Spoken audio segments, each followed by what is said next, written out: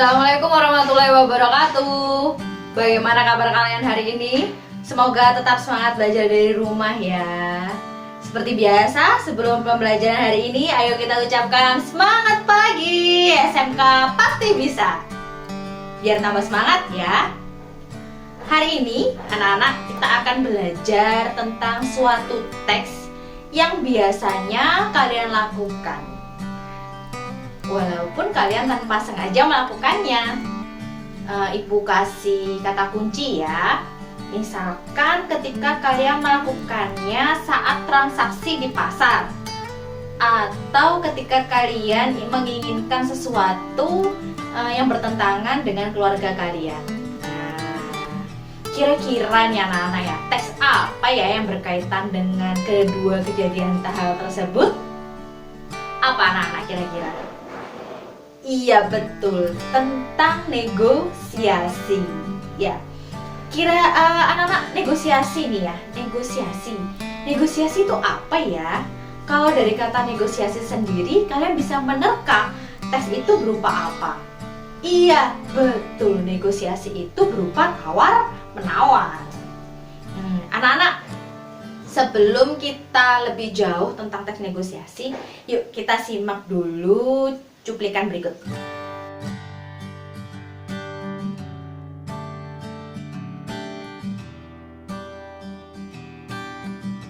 Dari cuplikan tersebut anak-anak, jadi negosiasi itu apa ya?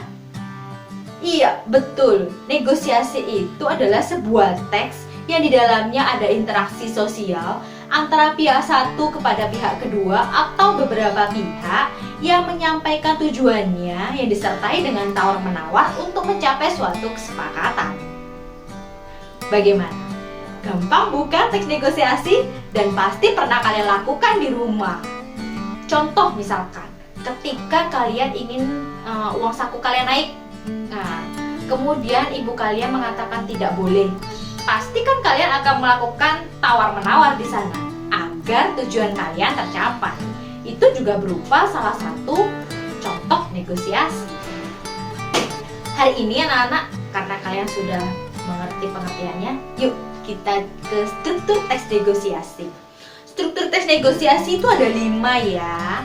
Yang pertama adalah orientasi. Orientasi apa ya anak-anak ya? Kalau misalkan di sebuah teks ataupun di dialog anak-anak, pasti kan ada narasinya tuh. Ya, di sana pasti dijelaskan latarnya, kemudian situasinya. Kemudian juga pasti ada ucapan selamat pagi, selamat siang, dan lain sebagainya. Itu berupa orientasi. Jadi orientasi itu adalah paparan awal anak-anak. Kemudian yang kedua adalah pengajuan. Pengajuan ini berkaitan dengan tujuan dari pihak pertama kepada pihak kedua menyampaikan tujuannya masing-masing. Misalkan, apa yang kalian inginkan? Nah, contohnya tadi kalian menginginkan uang saku kalian naik tuh. Itu berupa pengajuan. Yang ketiga adalah tawar-menawar.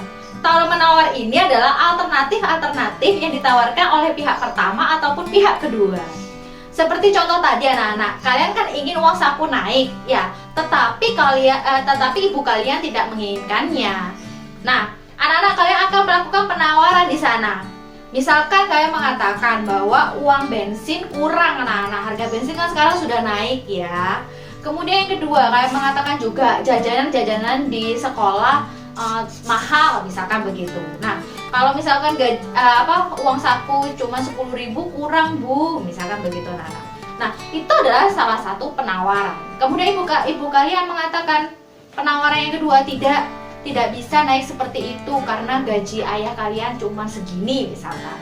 Nah, berarti pihak kedua melakukan penawaran juga. Itu anak-anak ya.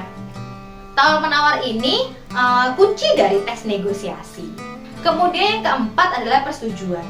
Nah, persetujuan ini adalah akhir dari tawar-menawar. Tawar-menawarnya sepakat atau tidak sepakat. Nah, teks negosiasi tidak harus berakhir sepakat ya. Contoh misalkan ketika kalian ke pasar ya, lalu kalian membeli barang di sana. Kalian sudah menawar tetapi harganya tetap mahal. Akhirnya kalian tidak menjadi beli. Maka itu negosiasinya berakhir tidak sepakat. Dan yang terakhir adalah struktur yang terakhir adalah penutup.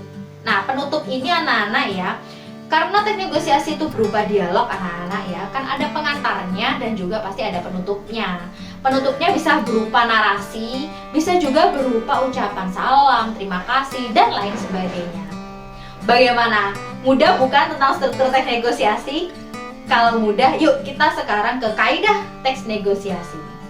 Kaidah teks negosiasi ada 6 ya. Yang pertama adalah melibatkan 2 orang atau lebih ya. Nah anak-anak, karena negosiasi ini teksnya adalah berupa dialog, sudah jelas ya, pasti dia ada 2 orang ataupun lebih ya. Ada mitra tutur dan lawan tuturnya. Kemudian yang kedua, teks negosiasi ini harus adanya konflik anak-anak. Jelas ya, pasti ada pertentangan antara pihak pertama kepada pihak kedua, sehingga nanti akan adanya apa anak-anak?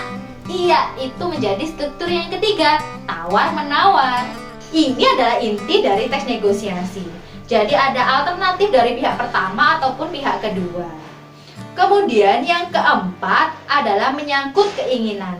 Nah, menyangkut keinginan ini anak-anak ada tujuan dari pihak pertama kepada pihak kedua, dan mereka memiliki sama-sama tujuan yang berbeda. Nah, itu akan terjadi negosiasi. Yang kelima adalah menggunakan bahasa lisan.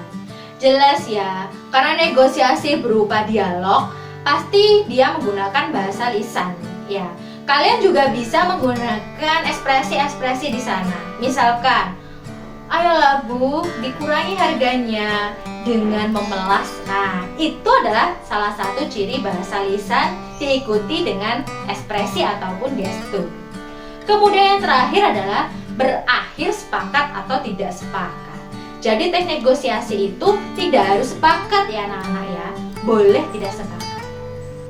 Bagaimana? Gampang bukan tentang teks negosiasi? Nah, kalian sudah paham tentang struktur dan kaidah kebahasaannya. Jika sudah, yuk kita sekarang ke LMS untuk mengerjakan beberapa tugas dari Ibu Rara. Oke?